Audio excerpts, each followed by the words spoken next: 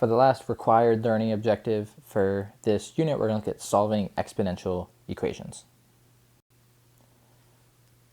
All right, so one very helpful property of exponential equations is that each value is unique. So if I plug in two different exponents, I'm going to get two different answers.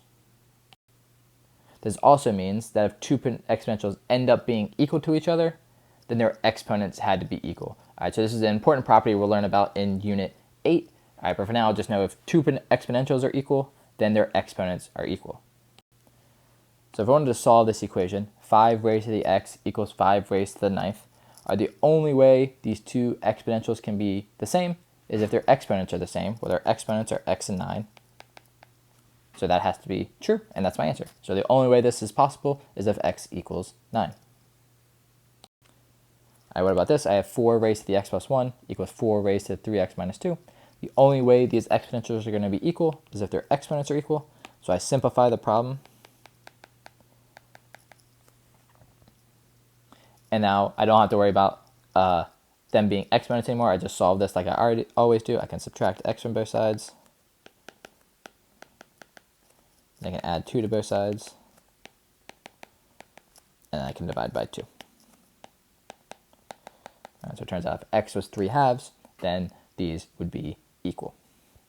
All right, so the basic idea is whenever you have exponents, and it's important that these numbers are the same here. All right, so they're both exponents with a 4 as the base. If they're equal, the exponents have to be equal. All right, and that's what I basically just said. All right, this only works when the bases of the exponentials are exactly the same. We can use some of our rules for exponents and things in order to simplify expressions in order to use this property.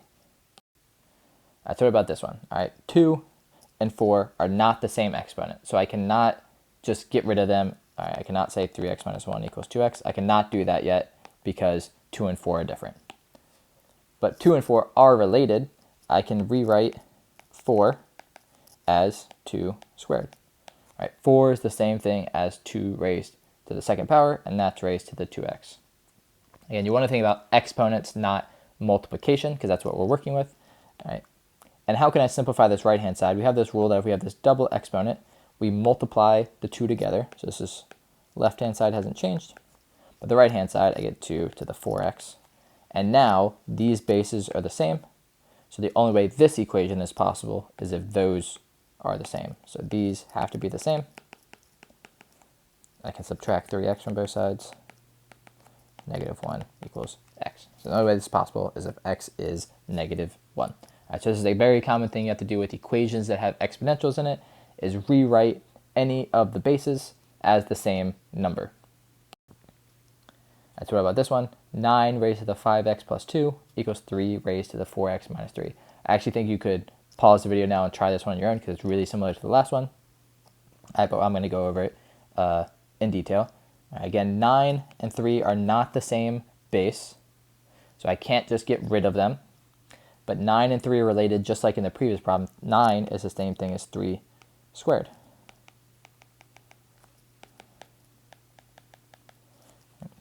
Here I have to be a bit more careful because when I go to simplify this left-hand side, I have this double exponent, so I need to multiply these together. But if I multiply this number by this 5x plus 2, I have to remember to distribute it in to both pieces. So now I'm going to get 3 to the 10x plus 4. Goes 3 to the 4x minus 3. All right, so remember distribution. If you're ever multiplying one thing by multiple things, you have to distribute in. But now I've got the exponents to have the same base, so I can simplify it. Now I can subtract 4x from both sides. I can subtract 4 from both sides to give me 6x equals negative 7. Divide by 6, x equals negative 7 over 6. All right, so using this way of rewriting things to help you out, right, that you can actually get to the point where you just kind of eliminate the exponentials and you just have the exponents there. Right. And in this example, it's not always completely obvious what number we have to use. Again, you're thinking about bases and exponentials, so you're not thinking about division. Right, 8 and 16 are related because 8 is 16 divided by 2. Right, but I don't want to think about division, I want to think about exponents. So what number are these both related to in terms of an exponent? And think about it for a second.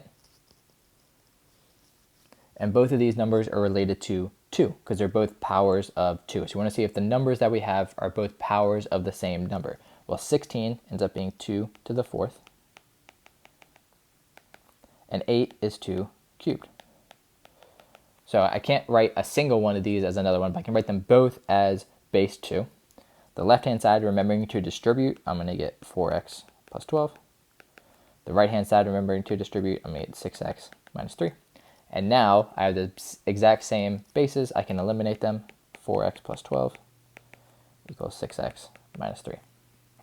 I'd subtract 4x from both sides and add 3 to both sides. 15 equals 2x. Divided by 2. X is 15 over 2. All right, so just being creative in how you can rewrite your equations or whatever you have as your bases.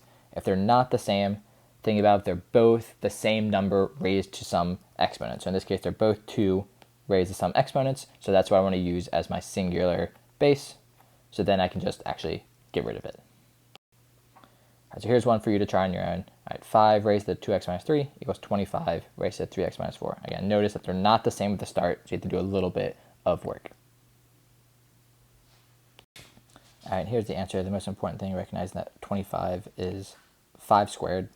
And then from there, I think you can figure out everything. Just remember to distribute there. All right, and from there, you can solve. All right, so for this learning objective, you're going to do a skill check. A skill check is going to have 4 problems. And then 2 of them are going to be the more simple ones from the first half of the video. 2 of them, you're going to have to rewrite the basis. So remembering that 4 is 2 squared, or 8 is 2 cubed, or like we just did, 25 is 5 squared. Things like that, we have to rewrite the bases and use some exponent rules to simplify and solve.